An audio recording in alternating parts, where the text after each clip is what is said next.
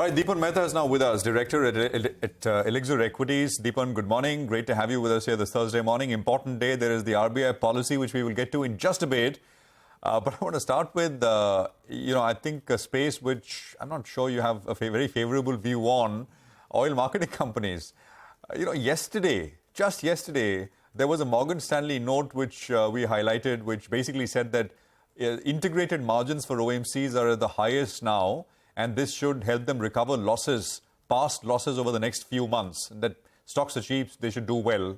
Today, our colleague Sapna from Delhi tells us that, the government is basically nudging oil marketing companies to cut prices. It very starkly highlights the problem for investors, right? Good news for consumers, filling in their tanks at the pump.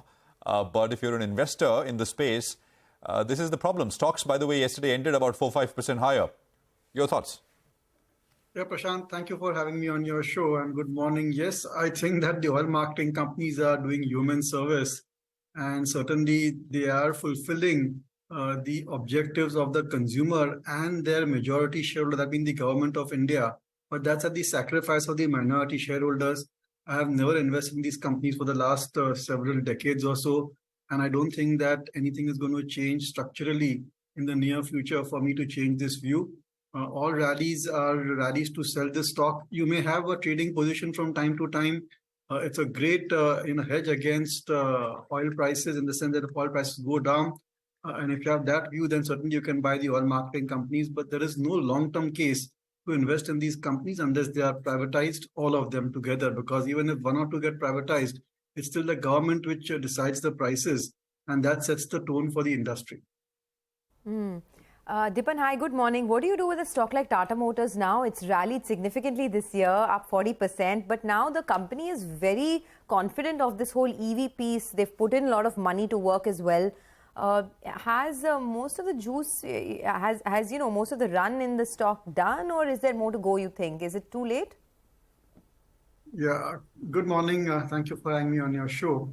I think Tata Motors is very volatile when it comes to earnings as well as stock price. And if you get that particular price movement right, then certainly it gives great returns. But look at it on a longer term fundamental. First of all, it is more expensive, at least the JLR piece, than some of its peer group companies. Secondly, I think the entire auto industry, the way it is going towards electrification, certainly the margins are going to take a big hit over there. These are not like the margins which you get from the IC engines. The margins are significantly lower because there's hardly any backward integration which these companies have done into batteries. So that's the second part. And thirdly, a large portion of Tata Motors revenues comes from global markets, where there are still, I think, question marks on the demand side.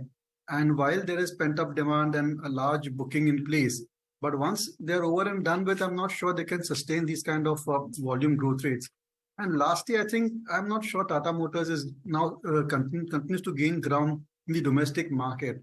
So keeping the valuation, keeping the kind of growth prospects in mind, I would like to be underweight in Tata Motors. I think you may get a higher return the likes of Mahindra & Mahindra or Maruti for that matter. Got that. FMCG is coming back into some kind of sort of activity. Britannia, Tata Consumer, Nestle, these were some of the largest nifty gainers. Any view on these names, Dipan? Yeah, I think that the overall improvement in rural sentiment is certainly helping the sentiment in these stocks as well. And these are the companies you named, all three of them. The common link is that they have a large portion of revenues coming from under-penetrated markets or segments which are not as mature as, say, soaps, detergents, shampoos, or hair oils for that matter. So we need to be a bit selective when it comes to FMCG. Very positive on Britannia disclosure. We and our clients are invested.